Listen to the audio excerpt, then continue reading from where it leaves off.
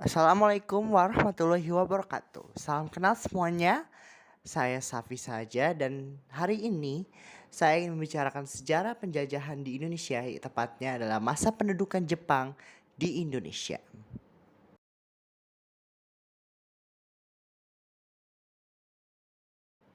Kedatangan bangsa Jepang bertepatan 1 hari setelah kejadian Pearl Harbor, Hawaii di Amerika Serikat, di mana Jepang membabat habis Pearl Harbor tersebut, dan mereka kemudian pertama kali mendarat di Indonesia, yaitu tepatnya di daerah Tarakan, Kalimantan, dan segera memperluas kawasan kekuasaan mereka.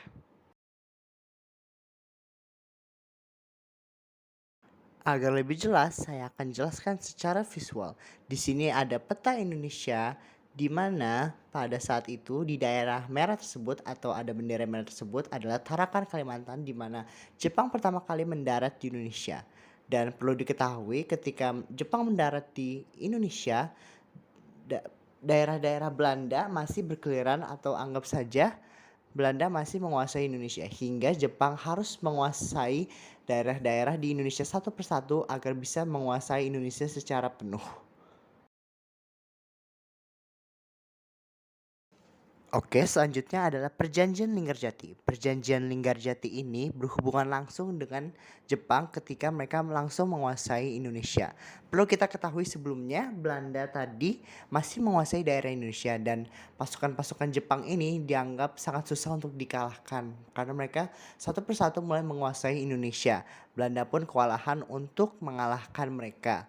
Maka dari itu, di Perjanjian Linggarjati ini pada akhirnya Belanda menyerah tanpa syarat kepada Jepang, hingga akhirnya kekuasaan Jepang terhadap Indonesia sudah di tangan mereka, dan kekuasaan mereka pun dimulai.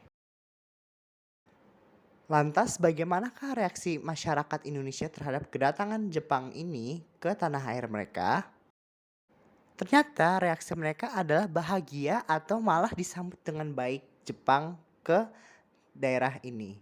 Mengapa? Adapun beberapa alasan mengapa mereka disambut dengan baik. Yang pertama adalah pembawa harapan kemerdekaan, di mana Belanda yang sudah lama menguasai Indonesia akhirnya bisa dikalahkan oleh pasukan Jepang ini. Lalu ada bentuk kenyataan atas ramalan Jayabaya yang mengatakan bahwa negara mereka akan diselamatkan oleh kaum-kaum orang kerdil, yang di sini maksudnya adalah Jepang, serta pengakuan sebagai saudara tua, di mana berhubungan dengan politik propaganda Jepang 3A yang menyatakan bahwa segala negara Asia harus bersatu dan harus membebaskan diri mereka atas penjajahan yang sedang terjadi. Mari kita lanjut kepada masa kekuasaan Jepang di Indonesia. Yang pertama ada strategi mereka, di mana ketika Jepang berkuasa, mereka selalu mencari cara untuk menarik simpati rakyat Indonesia agar mereka sendiri mau menjalankan maksud terselubung mereka. Salah satu contoh yang Jepang pernah lakukan adalah penggunaan bahasa Indonesia yang kini dibolehkan oleh mereka. Adapun cara lain yang mereka lakukan ialah melalui jalur diplomasi atau organisasi. Maka dari itu Jepang mulai membentuk organisasi-organisasi. Mengenai organisasi, salah satu contohnya adalah organisasi Putra ini. Putra merupakan singkatan dari Pusat Tenaga Rakyat, dan di sini Jepang menggunakannya sebagai bentuk kerjasama terhadap kelompok nasional atau kaum-kaum intelek dari masyarakat Indonesia itu sendiri. Putra ini diciptakan oleh 4 serangkai yang terdiri Insinyur Soekarno, Muhammad Hatta, Kiai Haji Mas Mansur, serta Ki Hajar Dewantara. Putra pun dibentuk atas izin pasukan Jepang itu sendiri sebagai pusat tenaga rakyat. Selain organisasi dalam bentuk diplomasi seperti Putra, ada pula organisasi-organisasi bentukan Jepang dalam bidang militer. Hal ini bertujuan untuk mempersiapkan pasukan mereka untuk melawan konflik-konflik yang sedang terjadi. Seperti contohnya di sini ada Heiho, Beta, Seinen, dan Keibo, dan Fujinkai Jibakutai. Organisasi-organisasi militer ini memiliki tujuan masing-masing yang berbeda serta bidang masing-masing yang berbeda-beda. Seperti contohnya Heiho merupakan angkatan pasukan darat Jepang.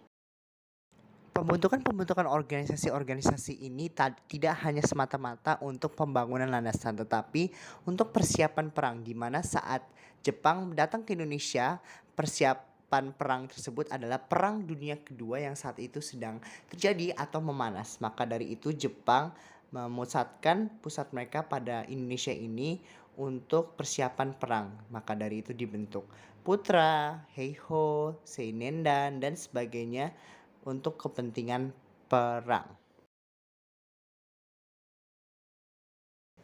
Lantas apakah yang menjadi pusat kekejaman dari kekuasaan Jepang di Indonesia ini?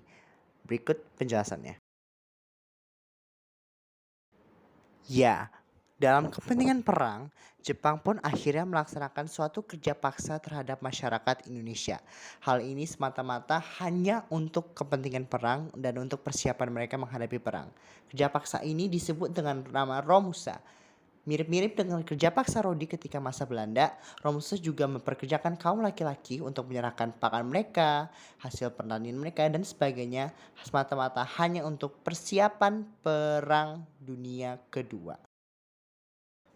Pelaksanaan kerja paksa ini tentu tidak memberikan hasil yang menguntungkan kepada masyarakat Indonesia sendiri. Berikut bisa dilihat dampak-dampak dari kerja paksa Romusa ini, di mana banyak masyarakat yang kelaparan, mereka tersiksa karena harus melaksanakan kerja paksa ini terhadap kekuasaan Jepang.